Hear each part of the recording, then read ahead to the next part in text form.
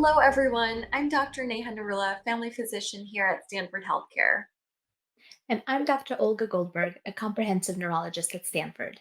Thank you so much for joining us today on this educational collaboration between the Department of Neurology and the Department of Primary Care, made possible by the Value Based Care Program.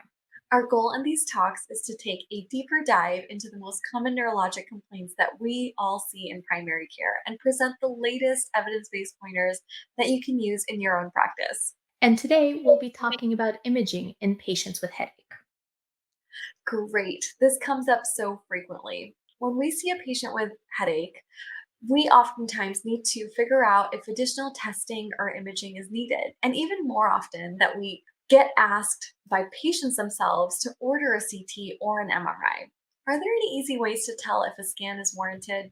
Well, the first step is to distinguish a primary from a secondary headache, and this should guide the decision of whether imaging is actually necessary. This is based on history and physical exam findings.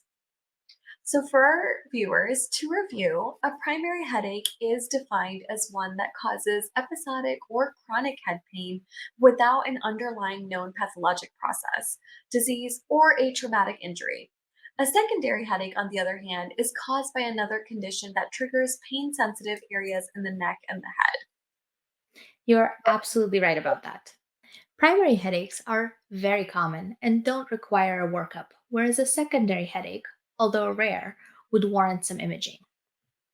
So, what questions would I ask to help distinguish between a primary versus a secondary headache? Usually, I start with asking about specific pain characteristics, such as frequency of the headache, age of onset, duration, location, and severity of pain, as well as associated features, such as nausea, vomiting, photo or phonophobia, and any preceding symptoms, such as aura or any aggravating or alleviating factors. It's important to remember that although we're all familiar with migraine, it actually is underdiagnosed. Other questions to ask include the use of acute or preventive headache treatments, and also to inquire about family history of headache. Okay, that actually makes total sense for differentiating between primary and secondary headaches. But briefly, could you remind our viewers how to think about secondary causes of headache? Well, I'm sure many of our viewers remember the mnemonic SNOOP from their medical education. SNOOP is designed to help identify secondary causes of headache that need further workup or evaluation. And in this mnemonic, S stands for systemic signs, such as fever, chills, rapid weight loss. It also refers to secondary risk factors, like history of cancer or immunosuppression.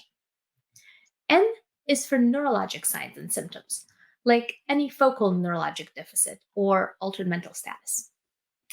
The first O is for onset, that is sudden and severe. The second O is for older age, meaning a new onset of headache in a patient who is older than 50 years old. And P stands for many things, like positional changes with headache, or prior history of headache with a change in pattern, or a new onset of headache in pregnancy. Ah, I like this one. I don't remember learning this, but I'm definitely going to be using this in the future. Thank you for sharing. Now that we know about signs and symptoms, let's move on to the exam findings. What should we be on the lookout for during our visit with patients? Well, remember, migraine is quite common, and physical exam in a patient with migraine is usually normal. During a migraine attack, however, you might notice elevated blood pressure or even some cranial autonomic features, such as conjunctival injection, tearing, or rhinorrhea. And also, tightness in the upper back and neck muscles is possible. Now, fever or abnormal neurological findings, such as papilledema or focal neurologic deficits, should make you think about secondary causes of headache and likely prompt an additional workup. And this is where imaging is really appropriate. Got it. So I guess I'm hearing imaging in headache is really only necessary in rare situations. And the common migraine or tension headaches that we usually see don't really require any imaging. Exactly. Many professional societies, including the American Headache Society and the American Academy of Neurology, as well as the American College of Radiology, have created guidelines to help answer the question about imaging. For patients, there's also the Choosing Wisely campaign, And all of these have found that imaging tests rarely actually show the reason for migraine. Got it. And one last thing, I know you and I have talked about this endlessly, but for our viewers, when imaging is warranted, what do you suggest? A CT scan or an MRI? Well, CT scans may be an appropriate test in emergency department setting. However, for headache patients that are evaluated in primary care in the outpatient setting, MRI is really the way to go. There are two things to remember from this talk. Number one, you rarely need imaging in the outpatient evaluation of headache. However, number two, if you are worried about secondary causes or are concerned about a serious change in headache, then get an MRI. Don't order a CT scan for an outpatient. Understood. Thank you so much, Olga. This was extremely helpful. I think, regardless of how far along you are in your training or in your profession, it's always good to review the basics. Absolutely.